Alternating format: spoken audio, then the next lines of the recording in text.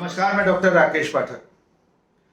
दोस्तों, अगर आपसे कोई ये सवाल करे कि भारतीय जनता पार्टी में प्रवेश के लिए क्या योग्यता होनी चाहिए, क्या पात्रता होनी चाहिए, तो स्वाभाविक है आपका उत्तर होगा कि बीजेपी के हिसाब से यानी भारतीय जनता पार्टी के हिसाब से व्यक्ति को राष्ट्रवादी होना चाहिए, चरित्रवान होना चाहिए, निष्ठावान होना चाहिए, वैचारिक रूप से संघ और बीजेपी की विचारधारा के प्रति समर्पित होना चाहिए। लेकिन आपका यह उत्तर गलत होगा, क्योंकि अब बदली हुई भारतीय जनता पार्टी में यानी नरेंद्र मोदी जी और अमित शाह की भारतीय जनता पार्टी में शामिल होने के लिए, उसमें प्रवेश पाने के लिए पात्रता की शर्तें बदल गई हैं। अब लगता है पहली शर्त यह है कि अगर आपको बीजेपी में आना है तो कुछ साल तक, कुछ समय तक आपको प्रधानमंत्री माननीय नरेंद्र मोदी और गृह मंत्री अमित शाह, भारतीय जनता पार्टी की रीति नीति, संघ की विचारधारा, इस सब के खिलाफ आपको खुलकर बोलना और लिखना होगा। जब आप मन भर के मोदी जी और शाह जी को कोस लेंगे तो फिर भारतीय जनता पार्टी में आपका हार्दिक स्वागत होगा। हार्दिक इन्वर्टेड कॉमा में हार्दिक स्वागत और अभिनंदन होगा। एक अकेले हार्दिक पटेल के बहाने से आज थोड़ा सा इस पर नजर डाल लें कि कितने ऐसे लोग पिछले दिनों बीजेपी में शामिल हुए हैं जो खुलकर मोदी और शाह की, बीजेपी की आलोचना करते रहे हैं। और ऐसी वैसी आलोचना नहीं, सीमा से परे जाकर व्यक्तिगत हमले तक, चरित्र हनन तक करते रहे। ऐसे लोग भारतीय जनता पार्टी में शामिल होते हैं। न केवल शामिल होते हैं बल्कि उनके लिए लाल कालीन बिछाया जाता है, उनके लिए भगवा टोपियां नई नई तैयार करके लाई जाती हैं। तो बात शुरू करते हैं हार्दिक पटेल से। गुजरात के पाटीदार नेता हार्दिक पटेल एक युवा चेहरा है गुजरात का। लंबे समय से पहले वे पाटीदार अमानत आंदोलन के जरिए पाटीदारों के हकों का परचम लहराते रहे, उनके लिए संघर्ष करते रहे। बाद में वे कांग्रेस में शामिल हो गए। कांग्रेस में शामिल होने के बाद हार्दिक पटेल ने पिछले 3-4 सालों में, 5 सालों में ऐसा कोई अवसर नहीं छोड़ा जब वे माननीय प्रधानमंत्री नरेंद्र मोदी जी और भारतीय जनता पार्टी की आलोचना न करते रहे हों। और ऐसी वैसी आलोचना नहीं, सीधे सीधे भारतीय जनता पार्टी को बलात्कारी जनता पार्टी भी कहा है हार्दिक पटेल ने। आइए हम आपको कुछ उनके ट्वीट स्क्रीन पर दिखाते हैं और पढ़ के सुनाते हैं। एक ट्वीट है हार्दिक पटेल का 29 मार्च 2017 का। शायद अमित शाह उस वक्त गुजरात दौरे पर आने वाले होंगे। तब हार्दिक पटेल ने एक लाइन का ट्वीट किया, बलात्कारी जनता पार्टी के राष्ट्रीय अध्यक्ष, और आगे हैशटैग लगाया अमित गो बैक। यानी हार्दिक पटेल के लिए भारतीय जनता पार्टी बलात्कारी जनता पार्टी थी और उसके अध्यक्ष अमित शाह गुजरात आ रहे थे, तब वे अमित गो बैक के नारे लगा रहे थे। एक और ट्वीट है 2017 का ही, 30 दिसंबर 2017। इसमें हार्दिक पटेल लिखते हैं, आप ट्विटर पर उनके हैंडल पर जाकर देख सकते हैं। यद्यपि हार्दिक पटेल ने सैकड़ों ट्वीट अपने डिलीट करा दिए हैं, लेकिन आर्काइव से लोग उन्हें दोबारा निकाल कर पेश कर रहे हैं। ऐसा ही मजेदार एक ट्वीट ये है। हार्दिक पटेल 30 दिसंबर 2017 को लिख रहे हैं, भाजपा में सही लोगों को सम्मान नहीं दिया जाता, लेकिन जो अमित शाह के पैरों की जूती बनकर रहता है उनको आगे किया जाता है। यानी बीजेपी, जिस बीजेपी में आज हार्दिक पटेल शामिल हुए हैं, उसमें अमित शाह की जूती बनकर रहने पर ही हार्दिक पटेल आगे बढ़ पाएंगे, ऐसा उनका खुद का कथन है। एक और ट्वीट है उनका 20 जनवरी 2017। इसमें वे लिख रहे हैं कि नागपुर में राष्ट्रीय स्वयंसेवक संघ वहां से ज्ञान बांट रहा है और पूछते हैं संविधान बड़ा या आरएसएस।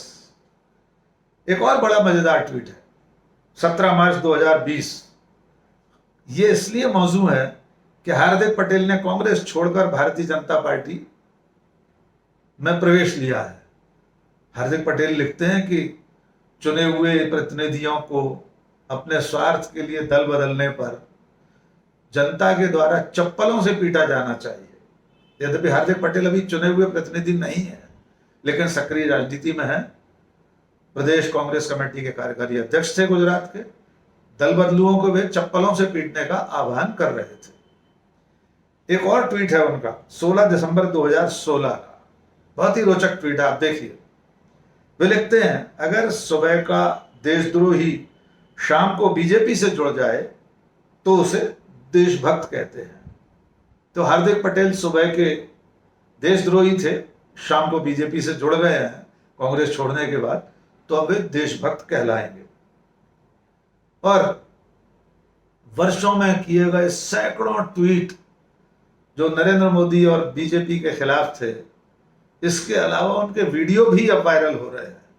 एक वीडियो आपको दिखवाते हैं। एक चैनल की 2 महिला एंकर्स के साथ रैपिड राउंड चल रहा है सवाल जवाब का। एक एक वाक्य में उन्हें उत्तर देना है। तो जब नरेंद्र मोदी, अमित शाह वगैरह के बारे में पूछा जाता है कि उनके बारे में आपके क्या विचार हैं, तो आइए आप सुन लीजिए। हार्दिक पटेल ने नरेंद्र मोदी को फेंकू कहा, अमित शाह को गुंडा कहा है। एक और उनका ट्वीट है, वो भी आपको ढूंढने पर मिल जाएगा, जिसमें वे लिखते हैं कि योगी आदित्यनाथ ने कहा कि गुंडे यूपी छोड़कर चले जाएं, अमित शाह यूपी छोड़कर चले गए। पहले ये वीडियो देख लीजिए, किस तरह बेबाकी से वे नरेंद्र मोदी जी को, माने देश के प्रधानमंत्री को फेंकू कह रहे हैं, और अमित शाह केंद्रीय गृह मंत्री को गुंडा कह रहे हैं। अच्छा हार्दिक, चलिए हम आपसे एक रैपिड फायर राउंड करते हैं और हम पूछेंगे, आपको नेता के नाम कहेंगे, आप हमें एक शब्द में बताइएगा उनके बारे में आप क्या सोचते हैं, ठीक है? प्रधानमंत्री नरेंद्र मोदी। मैंने पहले भी कहा था, अभी भी फेंको। अमित शाह। गुंडा गुंडा गुंडा टाइप राजनीति करना, लोगों को डराना धमकाना। लालू प्रसाद यादव। देश के अंदर अगर किसी की जो बोली है उससे अगर कोई मुझे पसंद है तो लालू प्रसाद यादव। उसकी जो पिछड़ों वाली जो राजनीति है मुझे सबसे ज्यादा पसंद आती है। राहुल गांधी। काफी परिपक्व हो रहे, लोग उनको सुनने का पसंद कर रहे हैं। सोनिया गांधी। जिन व्यक्तियों ने, उनके परिवार ने इस देश के लिए कुर्बानी दी हो, उनके खिलाफ गलत नहीं बोलना चाहिए। जिन्होंने ये कहा था कि उन लोगों की इतनी ताकत नहीं कि किसी प्रधानमंत्री के खिलाफ अशुद्ध बोल सके, वो मुझे बहुत अच्छा लगा। गुजरात की बात करें तो विजय रूपानी। प्रवक्ता है, मतलब वो चेस का जो आगे बोलते हैं ना, वो सैनिक है। नितिन भाई। वो बेचारा फटा हुआ स्पीकर है। अब डिप्टी सीएम को तो ऐसा नहीं कहते। बिल्कुल बोलूंगा, जो गलत है गलत कहूंगा, मुझे कोई फर्क नहीं अब पड़ता। तो आप कांग्रेसी बन गए। नहीं बना, जिस दिन बनूंगा उस दिन सबको बोलकर बनूंगा और लोग कहेंगे वही करूंगा। तो अब हार्दिक पटेल उस पार्टी में पहुंच गए हैं जिसके सिरमौर देश के प्रधानमंत्री, उस पार्टी के शिखर पुरुष नरेंद्र मोदी को वे फेंकू कहते थे, और उसके बहुत बड़े नेता यानी नंबर 2 अमित शाह को गुंडा कहते थे।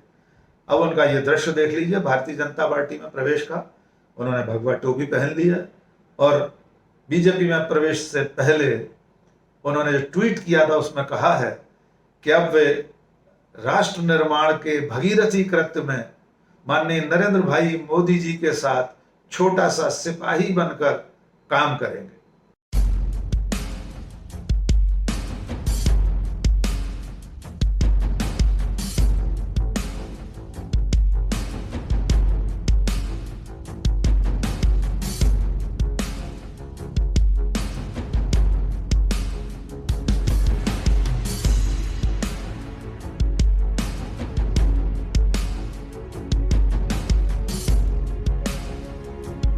जब बात ऐसे नेताओं की चल रही है जो बीजेपी में प्रवेश से पहले नरेंद्र मोदी और अमित शाह को या बीजेपी को या आरएसएस को कोसते रहे हों, तो एक नाम और याद आता है, मध्य प्रदेश के कद्दावर नेता ज्योतिरादित्य सिंधिया का। वे भी कांग्रेस छोड़कर दल बदल करके भारतीय जनता पार्टी में चले गए, राज्यसभा में पहुंचे और अब नरेंद्र मोदी मंत्रिमंडल में शामिल हैं। वे जब कांग्रेस में थे 2014 से 19 में, जब बीजेपी की सरकार पहली बार बनी, नरेंद्र मोदी प्रधानमंत्री बने, तब ज्योतिरादित्य सिंधिया संसद में खड़े होकर माननीय प्रधानमंत्री नरेंद्र मोदी को जीरो कह रहे थे, कह रहे थे विदेशों में 40-50 देशों में घूमकर आते हैं, लेकिन नतीजा क्या होता है? वे विदेश में हीरो हैं, देश में जीरो हैं। हाथ कंगन को आरसी क्या, पढ़े लिखों को फारसी क्या, ऐसे ऐसे मुहावरे इस्तेमाल करके ज्योतिरादित्य सिंधिया माननीय नरेंद्र मोदी को जीरो बताते थे संसद में। लीजिए ये भाषण भी सुन लीजिए। पुरानी कहावत है, प्रधानमंत्री 40-50 देशों के विदेशी भ्रमण करके आए हैं। आज देश की जनता पूछना चाहती है कि नतीजा क्या निकला।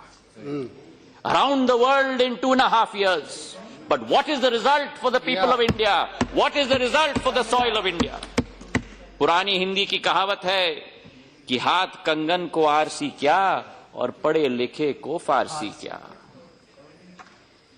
वास्तविकता है अध्यक्ष महोदय कि विदेश जाकर हीरो बन जाते हैं और वास्तविकता है कि देश के अंदर जीरो बन जाते हैं। यही ज्योतिरादित्य सिंधिया भारतीय जनता पार्टी में शामिल होकर हर दिन नरेंद्र मोदी जी के और बीजेपी के कसीदे काढ़ रहे हैं।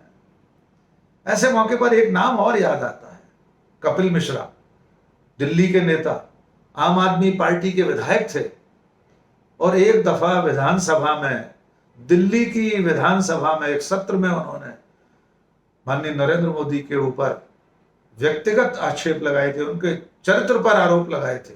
एक ऑडियो सुनवाया था उन्होंने जो किसी युवती को लेकर था। ऐसे गंभीर आरोप लगाने वाले, दस्तावेजी प्रमाणों के साथ विधानसभा में माननीय नरेंद्र मोदी का चरित्र हनन करने वाले कपिल मिश्रा भी आज की तारीख में भारतीय जनता पार्टी के बहुत चहेते नेता हैं। वे दिल्ली में बीजेपी की मुखर आवाज है।